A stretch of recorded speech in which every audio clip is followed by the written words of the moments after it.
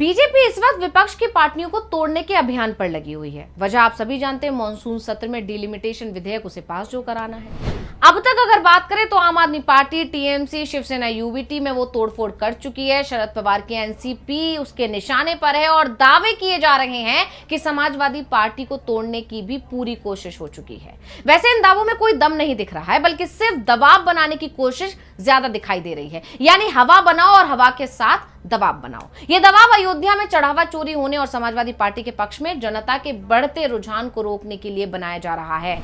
लेकिन बीजेपी नेताओं के दावों के बहते हुए कुछ मीडिया चैनलों ने यह दावे भी शुरू कर दिए कि 26 सांसद सपा से बगावत करेंगे और इनके नाम तक तस्वीरों के साथ चलाना शुरू कर दिया गया। और बड़ी बात यह है कि ये नाम सिर्फ उन्हीं चैनलों पर आपको दिखाई देंगे जो सिर्फ सरकार की भक्ति में डूबे हुए दिखाई देते हैं, जिन्हें गोदी मीडिया भी कहा जाता है, जहां जनता की आवाज आपको सुनाई नहीं देगी, जहां विपक्ष को बोलने का मौका नहीं दिया जाता। लेकिन सरकार की ये भक्ति अब इन चैनलों पर भारी पड़ गई है, उन पर एफआईआर हो गई है। समाजवादी पार्टी ने ऐसे चैनलों के खिलाफ मोर्चा खोल दिया है और साफ तौर पर चेतावनी दी है कि यह तो बस शुरुआत है। जिन सांसदों के नाम बागी सांसदों के तौर पर गिनाए जा रहे थे, वो सारे के सारे सांसद ही थाने पहुंच गए और जाकर एफआईआर करा रहे हैं। और इसी पर आज हम अपनी स्पेशल रिपोर्ट में करने जा रहे हैं बात। नमस्कार, मैं हूं अंशिता। साथ ही ये भी जानेंगे कि कैसे बीजेपी खेल रचती है और उसमें वो अब पूरी तरह एक्सपोज हो गई है।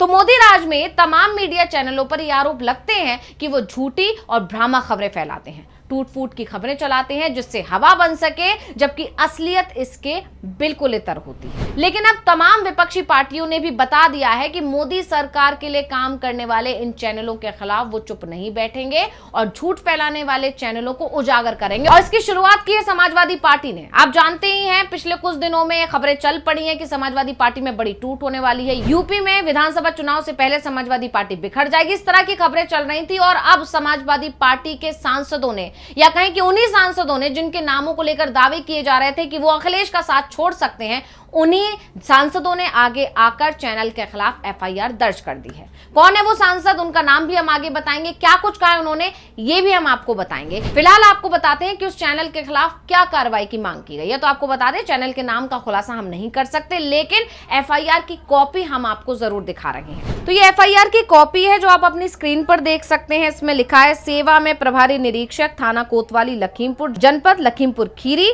चैनल का नाम लिखा गया है द्वारा फेसबुक रील पोस्ट पर समाजवादी पार्टी के प्रार्थी सहित 26 सांसदों के विरुद्ध झूठी एवं भ्रामक खबर वायरल करने के संबंध में प्राथमिकी दर्ज करने हेतु लिखा गया है, महोदय, मैं आनंद भदौरिया सांसद धौरहरा 29 लोकसभा क्षेत्र उत्तर प्रदेश निवासी ग्राम व पोस्ट पाता भोज जनपद सीतापुर अवगत कराता हूं कि एक चैनल द्वारा दिनांक 18/6/2026 को अपने आधिकारिक फेसबुक पेज पर न्यूज रिपोर्टर का नाम उन्होंने बताया है, कथित एक रील पोस्ट प्रकाशित की गई जिसकी वीडियो क्लिप साथ में संलग्न है, जिसमें मेरी पार्टी समाजवादी पार्टी के 26 सांसदों सहित मेरे विरुद्ध झूठा, भ्रामक एवं असत्य समाचार प्रसारित किया गया है। उक्त वायरल वीडियो पोस्ट से हमारी पार्टी की सामाजिक प्रतिष्ठा को गंभीर क्षति पहुंची है तथा आमजन में हमारी पार्टी एवं सांसदों के प्रति गलत धारणा उत्पन्न हुई है।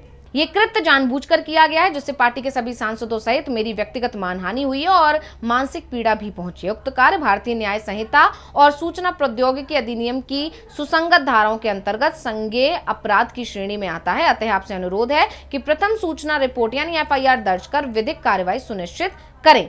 तारीख लिखी है 19/6/2026, स्थान है लखीमपुर। आनंद भदौरिया जो कि सांसद हैं लोकसभा धौरहरा सीट से। इस लेटर पर उनके सिग्नेचर दिखाई दे रहे हैं जिस पर लिखा है, निवासी ग्राम व पोस्ट पाता भोज जनपद सीतापुर उत्तर प्रदेश 261141, मोबाइल नंबर 9919778866। आप सुन सकते हैं आनंद भदौरिया को जब वो मिलने पहुंचे और जो उन्होंने लेटर थमाया है उस वक्त वो क्या कह रहे हैं। अवगत कराता हूँ कि ग्लोबल भारत टीवी द्वारा दिनांक 18/6/2026 को अपने आधिकारिक फेसबुक पेज पर न्यूज रिपोर्टर अभिषेक शांडिल्य द्वारा कथित एक रील पोस्ट प्रकाशित की गई है जिसकी वीडियो क्लिप साथ में संलग्न है। वीडियो क्लिप साथ में संलग्न है, ये पेनड्राइव, जिसमें मेरी पार्टी समाजवादी पार्टी के 26 सांसदों सहित मेरे विरुद्ध झूठा, भ्रामक एवं असत्य समाचार प्रसारित किया गया है।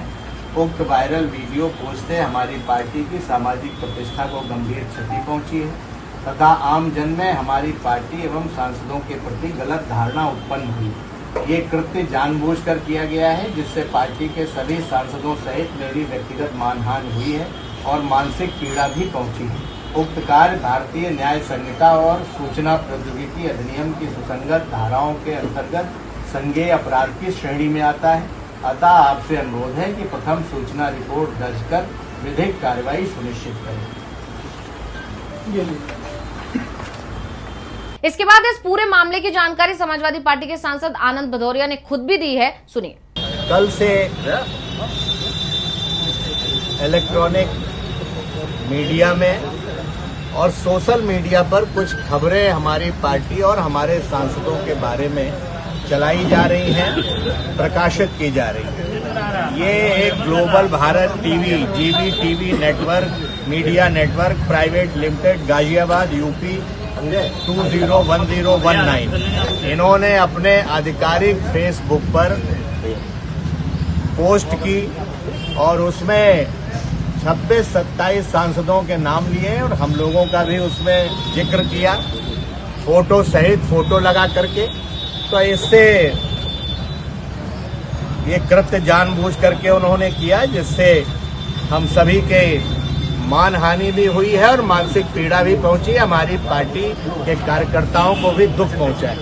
इसलिए कार्यकर्ताओं के निर्देश पर, अनुरोध पर हम सभी लोग आज यहाँ नगर कोतवाली लखीमपुर में आए हैं और हम सब लोगों ने, क्योंकि ये जो कार्य है वो भारतीय न्याय संहिता और सूचना प्रौद्योगिकी अधिनियम का उल्लंघन भी है और उसी की धाराओं में हम लोग प्रथम सूचना रिपोर्ट दर्ज कराने आए हैं।